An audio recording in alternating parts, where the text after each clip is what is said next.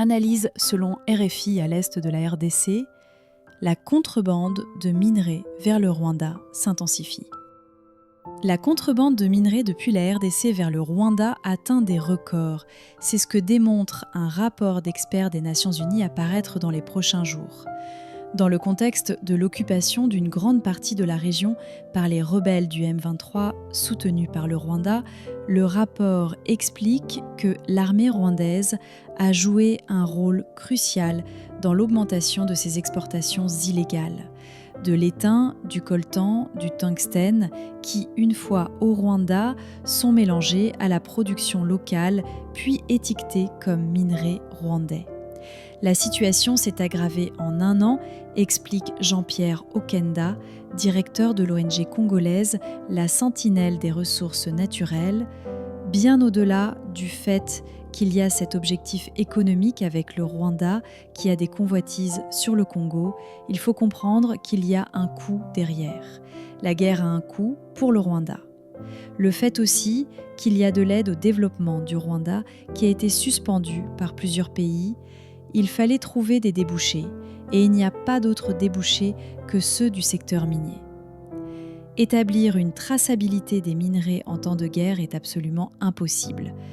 Michael Daudin est chef du programme ITSI, un mécanisme qui rassemble différents acteurs de l'industrie minière, notamment dans l'étain et le tantal, pour tenter de tracer ces minerais. Dans le territoire de Walikale, au Nord Kivu, l'ITSI a pu reprendre du service. Le M23 s'est retiré de ce territoire et depuis peu, nous avons pu redéployer nos équipes et recommencer à travailler avec le gouvernement pour reprendre la traçabilité et le suivi sur le terrain. L'impact que j'espère de l'accord entre le Rwanda et la RDC, c'est d'avoir une résolution du conflit au niveau local pour que nous puissions démarrer l'étiquetage et le suivi sur le terrain pour l'atténuation des risques. Et selon le rapport des Nations Unies, la contrebande d'or vers l'Ouganda a également fortement augmenté. Et cassitérite. Un agent du gouvernement est là pour en contrôler l'origine grâce à la fameuse étiquette ITSKI, le mécanisme de traçabilité sur lequel s'appuie l'industrie minière mondiale depuis plus de 10 ans. En 2022, une enquête de Global Witness révèle les failles de ce mécanisme, démontrant que certains acteurs miniers de l'Est de la RD Congo blanchissent des minerais de conflit en les estampillant de ces étiquettes avant de les exporter vers les pays voisins, comme le Rwanda. Ce que dit le rapport ne reflète pas tout à fait la réalité. Au Rwanda, on a bien assez de minéraux à extraire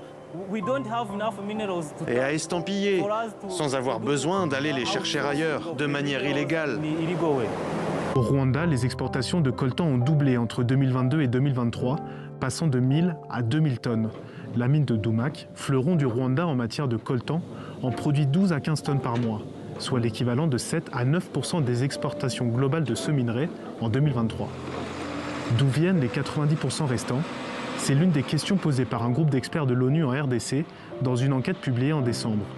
Ils y démontrent l'existence d'une route de la contrebande acheminant les minerais du nord-est de la RDC vers le Rwanda. Lorsque vous avez des photos, des images, des individus qui vous expliquent comment les minerais sont transportés des zones occupées par le M23, notamment dans la région de Rubaya, comment ces minerais sont transportés vers la frontière entre le Congo et le Rwanda, vous ne pouvez pas reculer devant ces réalités. Donc, il y a un faisceau de preuves aujourd'hui qui force à admettre que il y a une opération frauduleuse d'exportation des minerais vers le Rwanda. Et reconnaître ce problème-là, l'insérer dans la recherche d'une solution à ce conflit, est déjà un début de solution. L'Office rwandais des mines, du pétrole et du gaz rejette ces actes. Abonnez-vous pour ne rien rater de l'actualité internationale et des enjeux diplomatiques de la RDC.